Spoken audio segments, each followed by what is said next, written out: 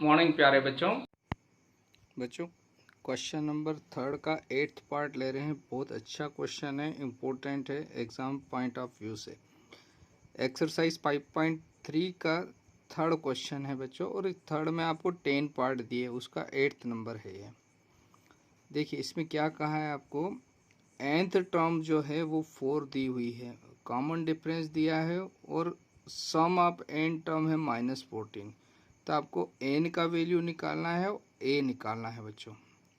तो देखिए आपको an और sn दोनों दिया है, तो हम दोनों का यूज़ करते हुए जिससे पहले इक्वेशन बन जाएगी उसको तो दोनों ट्राई कर रहे हैं एक साथ। देखिए तो हमने an का वैल्यू, an का फार्मूला लिखा an is equal to a plus n minus one into d, और sn का फार्मूला है n/2 a प्लस एल। जब लास्ट टर्म दी हुई हो तो ये वाला फार्मूला छोटा लगाएंगे।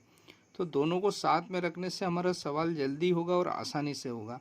तो देखिए an मतलब ये है 4 आपके पास, a का वैल्यू अभी मालूम नहीं है बच्चों आपको, n का वैल्यू भी मालूम नहीं है, d है आपके पास 2, और इधर ये भी वैल्यू रख देते हैं हम sn है बच्चों -14। n अभी पता नहीं है बच्चों आपको, और a भी पता नहीं है, लेकिन लास्ट टर्म मालूम है। लास्ट टर्म कितना है आपके पास 4। ठीक है बच्चों, अब देखिए यहाँ से इसको सॉल्व किया तो 4 इजकल टू ये हो जाएगा a प्लस, देखिए इसको डायरेक्ट 2 को उधर नहीं भेज सकते, तो इसमें मल्टीप्लाई करना पड़ेगा, तो 2n-2 हो जाएगा। और इधर इसको 2 को यहाँ भेजा मैंने, तो -14 × 2 हो गया बच्चों, और यहाँ n और ब्रैकेट में मिला a प्लस 4। ठीक, यहाँ से 2 को इधर ट्रांसफ़र कर दिया तो ये इधर आकर हो जाएगा 4 + 2 is equal to a plus 2n। और यहाँ इसको और एक स्टेप और सॉल्व कर लेते हैं बच्चों हम। तो इसको हमने यहाँ पर लिख दिया बच्चों, क्या लिखा 6, और इस 2n को मैंने इधर ट्रांसफ़र कर दिया, 6 - 2n इजकल टू a। मतलब हमने क्या कर लिया यहाँ पर, a का वैल्यू निकाला जो कि n की टर्म में है। ऐसे इसको सॉल्व करें यहाँ पर तो ये आ जाएगा -28 इज इक्वल टू n, और यहाँ a का वैल्यू फ्रॉम 1 से a का वैल्यू यहाँ रख रहे हैं। तो a का वैल्यू कितना है बच्चों, देखिए a की प्लेस पर लिख रहा हूँ मैं 6 - 2n, इस a की प्लेस पर ये रख रहा हूँ, है ना, +4, और यहाँ ब्रैकेट में साइड में मैं लिख देता हूँ फ्रॉम 1, 1 से हमने a का वैल्यू रख दिया ये। तो ये बच्चों हो गया आपका -28 n, और 6 और 4 हो जाएगा 10, यानी 10 - 2n। इसको और आगे सॉल्व किया बच्चों, किसको, इस स्टेप को, तो हमको मिला बच्चों -28 is equal to 10n - 2n square. अब आगे बढ़ते हुए हमने क्या लिख दिया, दिस इम्प्लाइज, इस 2n को मैं इधर ला रहा हूँ तो माइनस से इधर आकर प्लस हो जाएगा, 2n स्क्वायर हो जाएगा। ये 10n को इधर लाएंगे तो ये माइनस का 10n हो जाएगा, और ये माइनस का 28 इज इक्वल टू 0। इसमें आप एक चीज़ देखिए बच्चों, यहाँ पर क्या हो रहा है, 2 कॉमन आ रहा है, 2 से पूरी इक्वेशन में डिवाइड कर सकते हैं। तो डिवाइडेड बाय 2 बोथ साइड, है ना, दोनों तरफ 2 से भाग दे दिया, तो ये इक्वेशन थोड़ी छोटी हो जाएगी हमारी। तो n स्क्वायर, है ना, 2 से यहाँ डिवाइड करेंगे तो 5n, 2 से यहाँ डिवाइड किया तो 14, और 2 से 0 में डिवाइड करेंगे तो 0। अब इसको हम, ये क्वाड्रेटिक इक्वेशन बन गई, तो इसको हम स्प्लिटिंग ऑफ मिडिल टर्म से हल करें। तो स्प्लिटिंग ऑफ मिडिल टर्म में क्या करना है, स्प्लिट करना है मिडिल टर्म को 5n को, और किसकी मदद से करना है, ये इसका कोफिशिएंट और कांस्टेंट टर्म दोनों का मल्टीप्लाई करते हैं। तो क्या आ जाएगा देखिए 1 मल्टीप्लाई 14 यानी 14 आ गया। तो इस 14 के फैक्टर करेंगे तो ये हो जाएगा 2 मल्टीप्लाई 7 और लाना है 5। इन दोनों की मदद से आपको 5 लाना है। तो 5 कैसे बनेगा, 7 में से 2 माइनस करोगे तो 5 बनेगा। अब n आगे है तो आप n लिख दीजिए दोनों के आगे। तो 5n को आप क्या लिख सकते हो, 5n को हम लिख सकते हैं 7n माइनस 2n। तो ये साइन से अभी कुछ मत करिएगा, इसको डिस्टर्ब मत करिएगा, जो है साइन वही रहने दीजिए। आप अगर ये मेथड करेंगे तो आपको कभी भी गलतियां नहीं होगी क्वेश्चंस में। तो यहाँ से हो गया बच्चों एन स्क्वायर माइनस 5n की प्लेस पर जो उधर लिखा वो यहाँ नोट कर लीजिए, 7n minus 2n minus 14 is equal to 0। तो ये हो गया प्यारे बच्चों से एन, अब माइनस है तो अंदर के साइन चेंज हो जाएंगे, 7n plus 2n minus 14 is equal to 0। अब इन दो फर्स्ट टर्म में से आप कॉमन लीजिए, इनमें से कॉमन मतलब इनमें किससे डिवाइड कर सकते हैं, तो इसमें n से डिवाइड कर सकते हैं। तो जो जिससे डिवाइड है वो कॉमन हो जाएगा, तो n माइनस 7 यहाँ किससे डिवाइड कर सकते हैं, 2 से, तो 2 कॉमन होगा। तो 2 से डिवाइड किया इसको 2n को, तो n 2 से 14 को डिवाइड किया तो 7। तो आपको दो वैल्यू मिल रही है बच्चों, तो इसके दो फैक्टर आ जाएंगे, लीनियर फैक्टर क्या आ जाएंगे, एक n माइनस 7 कॉमन लिया और इधर ब्रैकेट में बचेगा n प्लस 2 इक्वल टू 0।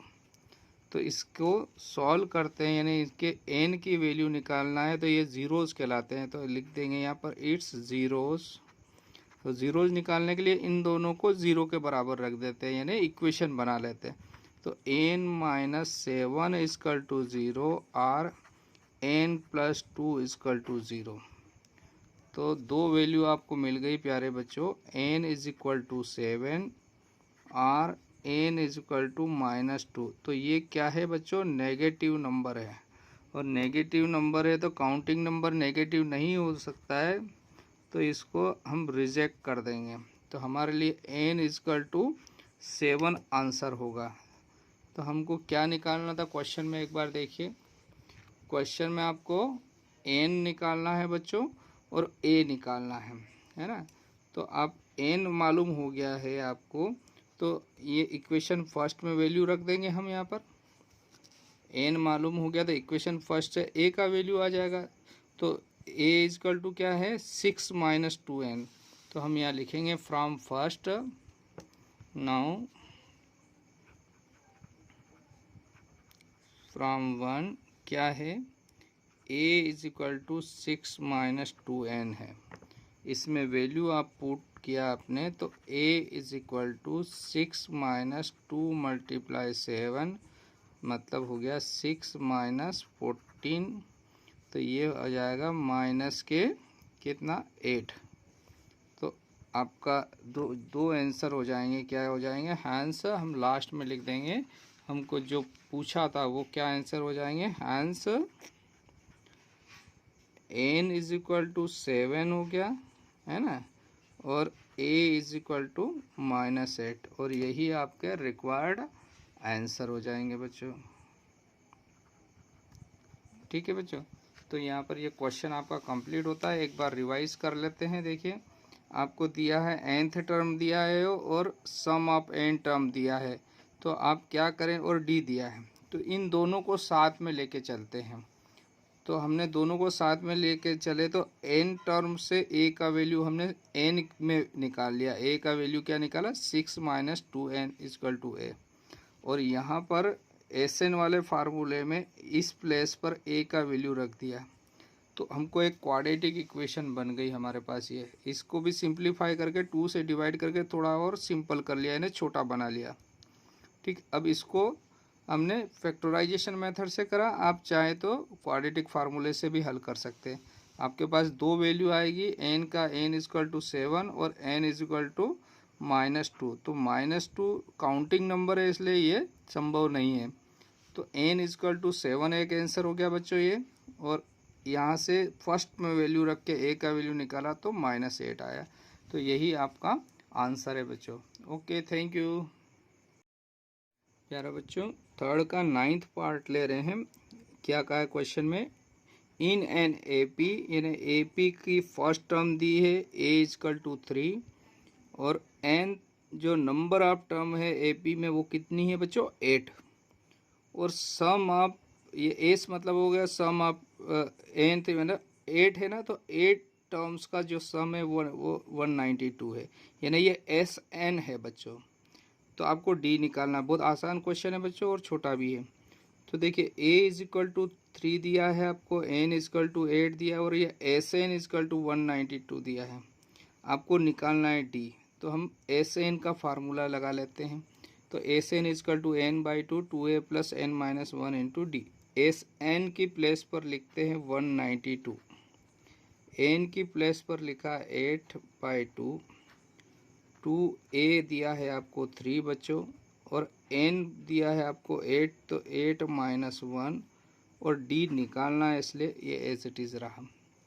अब देखिए ये हो गया आपका 4, तो 192 इज इक्वल टू 4, और यहाँ पर हो गया 2 3 ज़ा 6 और इंटू 70। इस 4 से 192 को डिवाइड कर देते हैं, तो 192/4 इजकल टू 6 प्लस 7d है ना। 4 से 192 को डिवाइड किया बच्चों, तो देखिए 4 जा कितना होता है 16 है ना, 4 टाइम्स चला गया, तो ये 4 जा 16 हो गया बच्चों, 332 है ना, तो 4 8 जा 32 यानी 48 आ रहा है। इसको डिवाइड कर रहे हैं तो 6 प्लस 7d। तो नेक्स्ट स्टेप में आपको क्या मिलेगा बच्चों, यहाँ से इस 6 को मैंने इधर ट्रांसफ़र कर दिया, तो 48 minus 6 is equal to 7d। तो अगली स्टेप में आपको मिल गया है प्यारे बच्चों, 48 में से 6 माइनस किया तो 42 इज इक्वल टू 7d। 7 से डिवाइड कर दिया तो 42/7 इज इक्वल टू d। तो 7 6 जा यानी आपको मिल गया d इज इक्वल टू 6, और यही आपका रिक्वायर्ड आंसर भी है बच्चों, है ना। तो d is equal to 7, that is the required answer. देख लीजिए क्वेश्चन बहुत आसान क्वेश्चन है, आपको 2 मार्क्स में आ सकता है क्वेश्चन। आपको फर्स्ट टर्म दिया है, एन का वैल्यू दिया है, और एस एन, ये एस से मतलब हुआ सम ऑफ एन टर्म हो गया 192। तो एस एन का फार्मूला लगा के सिर्फ वैल्यू पुट करना है, आपको डी का वैल्यू 6 मिल जाएगा। तो यहाँ पर आपका एक क्वेश्चन कंप्लीट होता है बच्चों। Okay, have a nice day प्यारे बच्चों। क्वेश्चन नंबर 3 का लास्ट है 10th वाला part. In an A P given L means last term दिया है 28, एस मतलब एन टर्म का सम है 144, and there are total 9 term, यानी एन इजकल टू 9 दिया है। तो आपको ए निकालना है, बहुत आसान क्वेश्चन है। देखिए लास्ट टर्म का मतलब होता है ए एन भी लिखते हैं एल भी लिखते हैं, तो ये लास्ट टर्म आपको 28 दी बच्चों, और एस का मतलब हो गया सम ऑफ एन टर्म्स, ये है 144, और एन इजकल टू 9 हो गया। तो हमने फार्मूला लिखा है यहाँ पर S N is equal to n/2। चूँकि लास्ट टर्म मालूम है तो छोटा वाला फार्मूला लगाना है, ये ध्यान रखना है आपको। अब एस एन का वैल्यू है आपके पास 144, और n जो है आपके पास नंबर ऑफ टर्म है 9, तो ये 9/2।